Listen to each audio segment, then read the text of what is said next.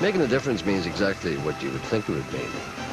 People, places and things that have made a difference to people's lives. I've been taking some time to look back at some of the things that I think have made a difference to me. And when you think about it, they're the simplest things. But they do make a difference. From darkest Donegal to the Grand Opera House in Belfast. It's been an interesting journey. Hello, good morning.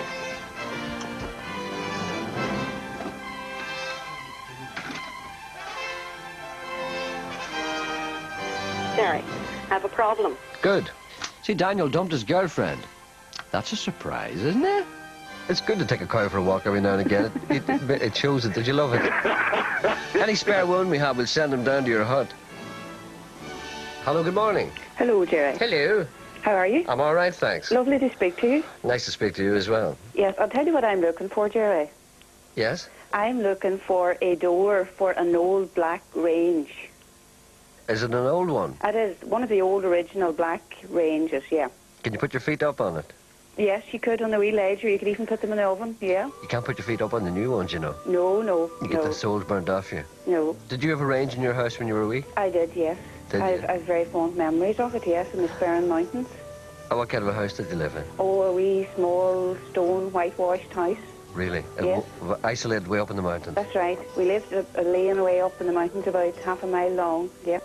How many rooms had you had? There were two rooms, kitchen, and a kitchen, and a wee scullery. And a scullery, right? Yeah. And the range was the centre of attraction, wasn't it? Oh, yes.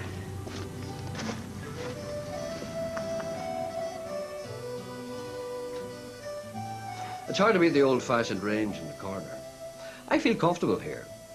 This house is about 400, maybe 500 years old, and my mother's people were called McLaughlin, and they lived here all that time.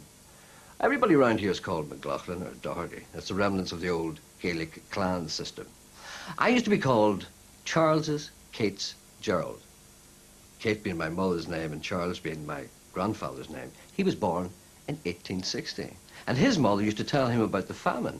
It's nice to have a straight conversational line back to that time. It helps you to know who you are.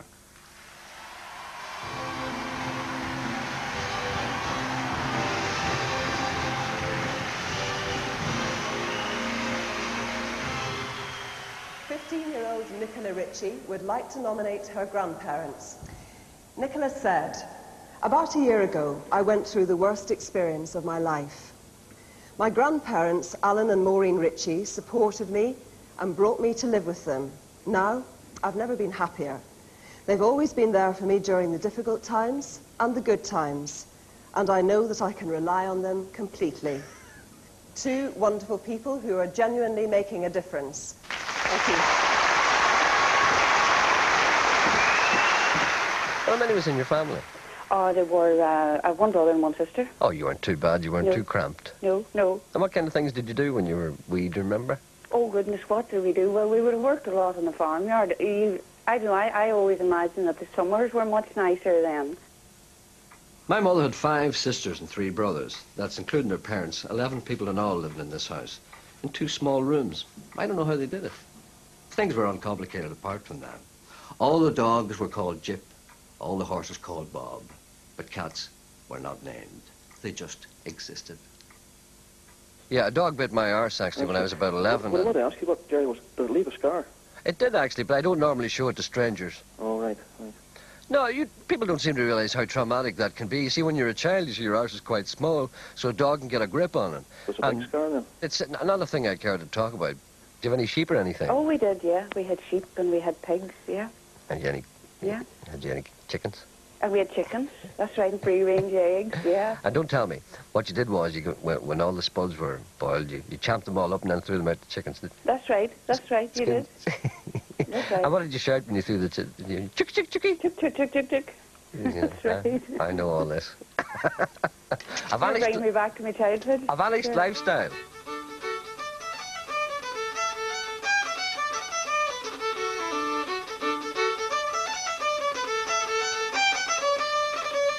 Before television closed the houses down, these homes were alive. There'd be fiddles playing, there'd be men drinking, there'd be people dancing, men sitting in a corner, singing into a clap on their lap, women making sandwiches, men drinking, of course, potsheen.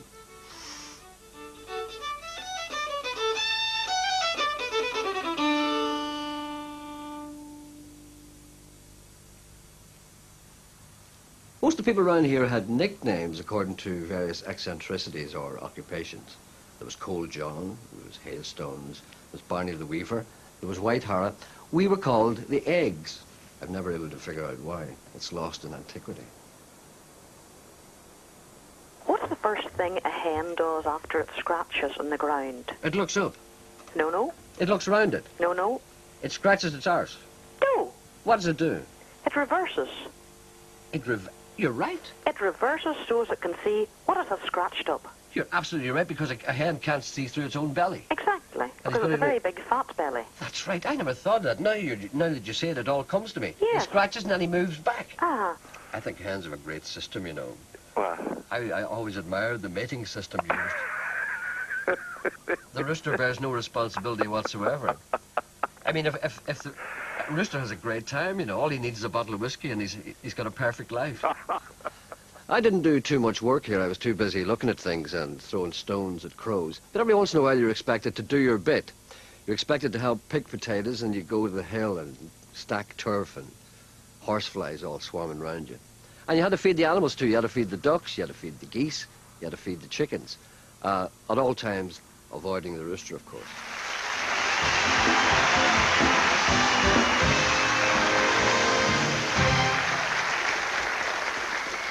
Thank you, Amanda. Dimitri is Nancy Christou's only son. He's only 12, yet he's been through an awful lot in his life. 8 years ago, Nancy was diagnosed with cancer and thought she was going to die. But for Dimitri, she doesn't think she would have fought it.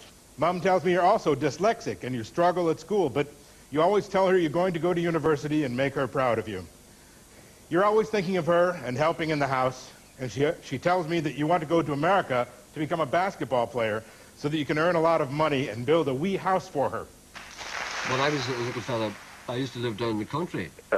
And a person who lived not too far away used to make what is known there as the crater.